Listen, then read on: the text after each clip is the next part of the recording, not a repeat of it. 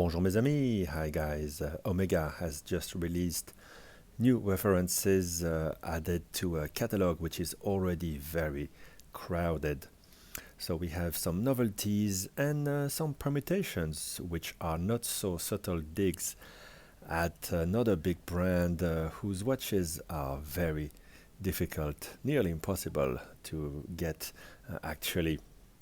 So let's look into it and see if these are just alternatives or if these or some of these are definitive watches you should consider now. To me, the first watch that stands out is that very trendy green colored Seamaster. Yes, it's one of those trends that seems to be coordinated across the whole range of Swiss brands, but I have to say it looks amazing, and yes, it's not subtle dig at the Rolex Hulk, but if it looks amazing, well, maybe this is the finally the Seamaster that you were waiting for. I'm going to try it on the wrist before I make a judgment. I haven't purchased one yet. I really like the white dial. Maybe this will be the one that cracks open my wallet for the Seamaster. And then we have the ultra deep new watch going to the deepest depth of the ocean.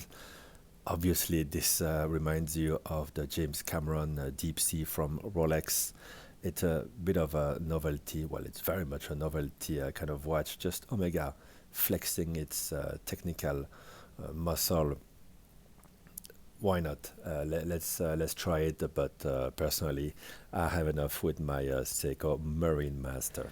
Maybe the most interesting novelty is to see that caliber we first saw last year in the Chronomaster put into 40.5 millimeter case for a new 57 broad arrow line of watches.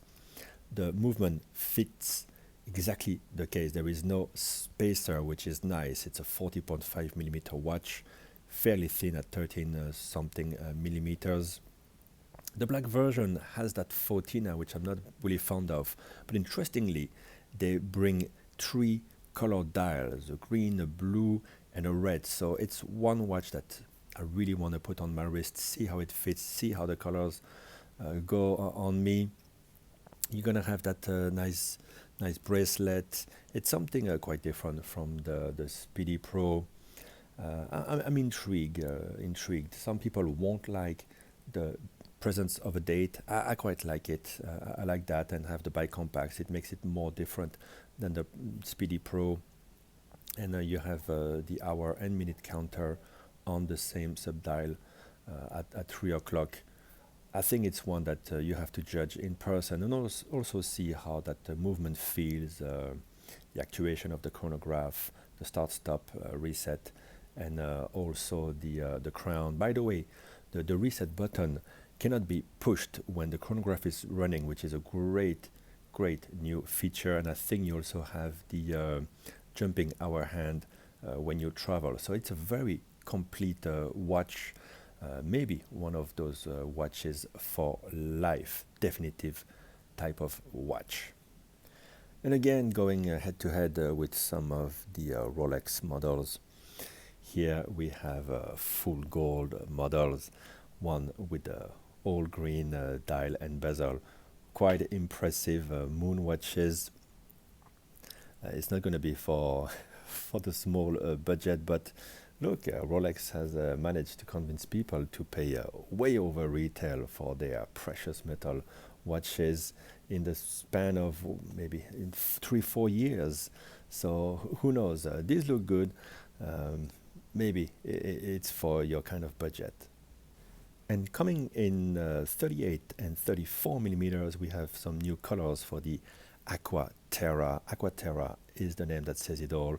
Different colors reminding you of the different of the earth, the sea, and all that stuff. But of course, these are gonna again remind you of the OP, the Oyster Perpetual fancy colors that Rolex came up with that are so popular, so impossible to get.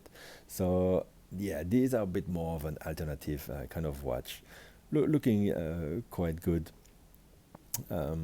What is there to say? We know the Aqua Terra quite well. Very competent watches. You have everything you need. And here, yeah, new colors. 38 might be a bit small for me, but if you have a small wrist and like nice colors, that may be the ones for you. So already we're seeing some funny memes about these releases. But look, you can't find the Rolex stuff at the shops, and when you go to Omega, they're incredibly nice at the shops. You get to try on everything, have a great experience, and maybe, as I said, some of these feel too much like an alternative. I don't think you ever want to buy a watch because it's an alternative. I think you want to buy it because it's the definitive thing that you want on your wrist for many, many years. And some of these could be just that. As I said, I want to see that green Seamaster, and I got to try on the new Speedmaster 57. I think it's a big release for the brand. It gets a bit confusing. There's so many things in the catalogs between the current things and things that have been discontinued, like the first Omega in space. That's the thing with Omega. They keep on changing little things and releasing so many references. It gets a bit confusing, and it makes the big difference with Rolex. Any Rolex you buy could be your only one for life, and you tend to want to accumulate more in a collection, collect them, which is something that's more reserved to the Speedmasters in general when you think of Omega, while the other watches tend to have a bit of a shorter interest life, let's call it that. But there you go. The proof is on the wrist, and I'm looking forward to try on these novelties. Let me know what you think about them in the comments. Is there one that has cracked it for you? Are you ready to open up your wallet for one of these Omega? Thanks for watching, guys. Bye-bye.